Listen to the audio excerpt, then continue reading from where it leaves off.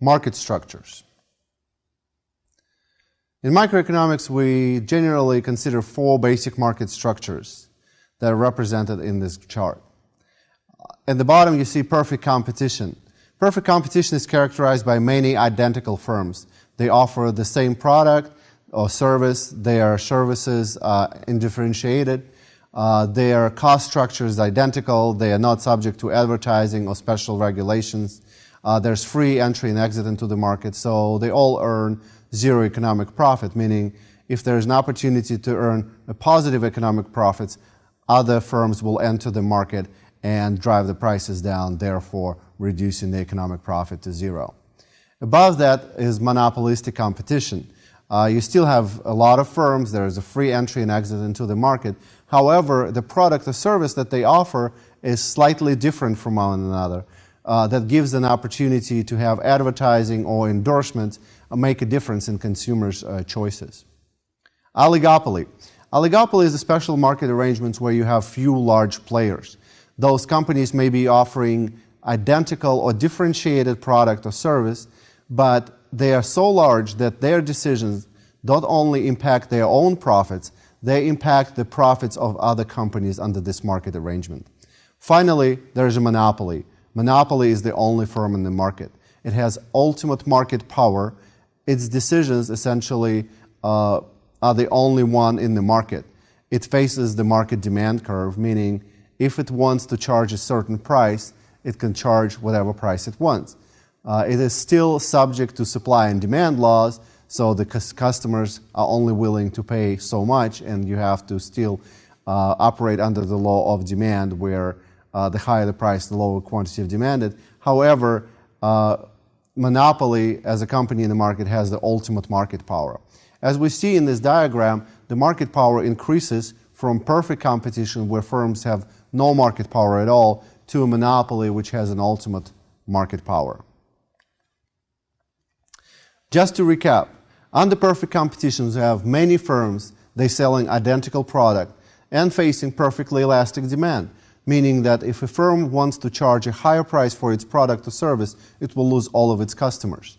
There are no barriers to entry or exit, which leads to zero economic profits.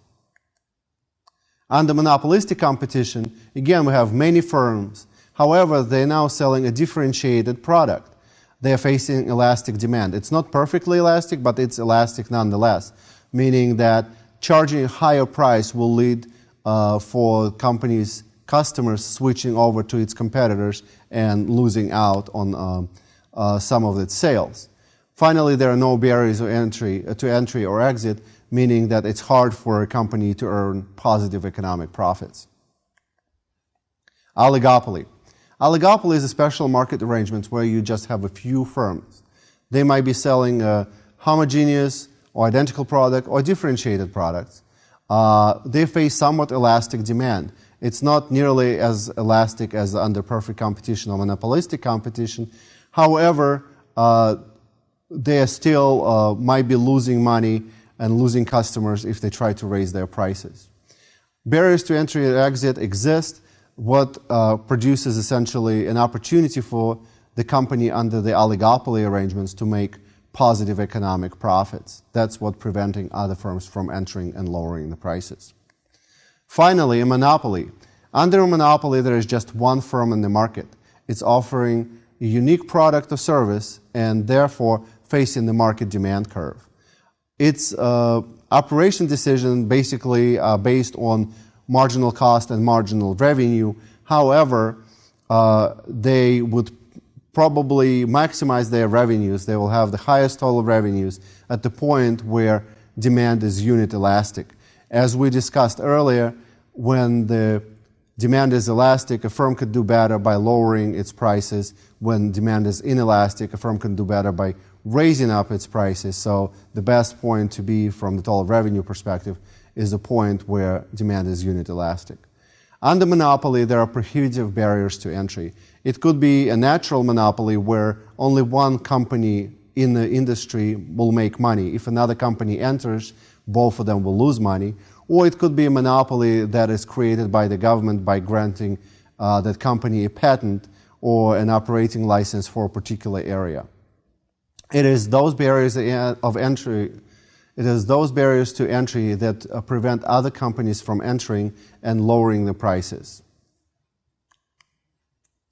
Examples of those market structures include different companies, different industries. For example, commodities such as growing corn or wheat will fall under perfect competition.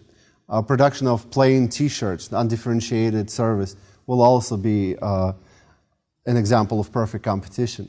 Under monopolistic competition, we can actually differentiate for advertising or endorsement. So some of the examples of products that will fall under the monopolistic competition market arrangements will be production of toothbrushes, music stores, groceries, restaurants. Oligopoly. Oligopoly is a market arrangement with a few large firms. Examples will include air travel, automobile production, beverages, mobile phone services. Finally, monopoly. A lot of monopolies are public utilities, such as electric utility. Also, if it's a patented medication, the only one that offers a medication of that sort, and its profits are protected by the government or the patent bureau, will be an example of a monopoly.